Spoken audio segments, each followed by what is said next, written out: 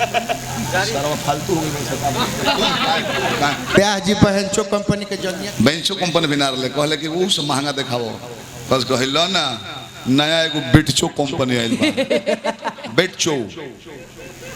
भोर नहीं कहे दो कहबे में तब गाड़ी हो जाई बात मन पड़ल। हाँ क्या कह 10-15 दिन पहले के बात है। का अरविंद भैया एगो जंघिया किनले रहे माचो कंपनी के ना हो माचो कंपनी के ना रहे वो कोनो नया कंपनी है बहनचो कंपनी कोनो बहनचो अनिकेत बहनचो ब्याजी बहनचो कंपनी के जंघिया किननी 2 दिन पहिरनी ओकरा के खींच के पसार देनी। जब सांझी का सोचनी कि फिर जंघिया में पहिरी ब्याजी देखत रहे कि जंघिया के सइजवे छोट हो गइल बा सिकुड़ गइल बा अब जंघिया ले जा करबिन भैया दुकान वाला के मुंह पे बिगल करके रे ई कैसन जंघिया देले बा दुकान वाला कलस की कैसन तो इनु कहल कि बहनचो कंपनी के चाहिए अरविंद भैया कहले कि ठीक बा देले बरे ठीक बा लेकिन जंघिया कैसन देले बरे 2 दिन पहिरनी खींचनी पसरनी एक साइज छोट हो गई आटते नहीं खे दुकान वाला कलस की साइज छोट हो गई कावना सरफ में भेज देनी है अरविंद भैया कहता है कि एरियल सरफ में एरियल अच्छा एरियल में दुकान वाला कलस के अभियंता जी एगो काम ना करी जवना सरफवा में जंघिया फिचले बनी एक खाली वही सरफवा में अपन गोनिया खींच के देखी ना काजन वो फिटिंग हो जाए काजन मोइल काट के फिटिंग बैठा दे जाओ लयदारी से रिझाओ चुटकुला से रिझाओ वो निमन लगी जैसे जंघिया वाला कहूँ कितना सुंदर लगू है माचो कंपनी सुनले रहनी हम बेंचो ना सुनले रहनी अरे महाराज एगो कदो सारा फालतू हो गई हमारा के बोले दोस्तों तो के जगह बता बोली हेलो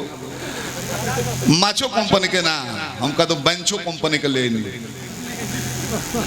खींच के पसार देनी सिकुड़ गई दुकानदार के यहाँ कोई नहीं काहे सिकुड़ गई बहू कौना स्वरूप में खींचनी है एरियल में कितना गंदा बोल रहे कॉलेज की वही सरफ हुआ में मैंने माइक में कहते हैं माइक से हट के कहले रहे तो हमार देखा देखी हो कहले कि भैया हम मुझे तंग जा माचो ना ले बेंचो कंपनी बिना रहे कहले कि वो से महंगा देखाओ बस कहलो ना नया एगो बिटचो कंपनी आइल बा बिटचो भोर नहीं कहे दो कहबे में तब गाड़ी हो जाई जगह वो कहले गाड़ी ना दले ना बिटचो कंपनी हां अब क्या करा मोबाइल आइल बा प्रणाम घर में देख के एगो पहले खींचो दो अरे लेकिन ना तो तू गलती ना कला ना ओकरा के ना कहो बेचो कंपनी को सही हो किन ले 300 रुपया ले हलस बोले करी इतना में तो माचो 2-3 गो हो गई रही खैर दो महंगा बन एक और गारंटी का बा हलस के पागले हो का और जादव जी के दुकान रहे आ जानते बानी छतरी के 6 बुद्धि ब्राह्मण के मारे और हिर के अनंत बुद्धि पटक के तबले मारे जले पूरा ना झारे ये मर्दे बहन बिगड़बो ले जा कुछ कहतर लोग और अभी जाने की कहले गारंटी दो जादव जी कहले कि दिमाग खराब करबो सवेरे सवेरे कछिया के गारंटी होला ना कितना पैसा लबा दो तो वो बोल ले जा पेन ली हो 3 महला पर चढ़ जाइ हो आ 3 महला पर चढ़ के कूद जाइ हो नीचे तहार गाड़ी फाट जाई बाकी कछिया ना ये गारंटी बा तो हम कहती ना सुमरन में बाकी तहार मेलो देहल जरूरी हो तो कहे के बाकी सारे जगत को अभियंता भैया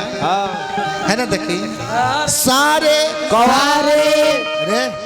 दोहरावा सन्मत तो करे ना तब बुझाई कि सारे उन्हें कहता रहा सारे कौन सारे इशारा गलत हो जाए सारे जगत को कर दो पुनीता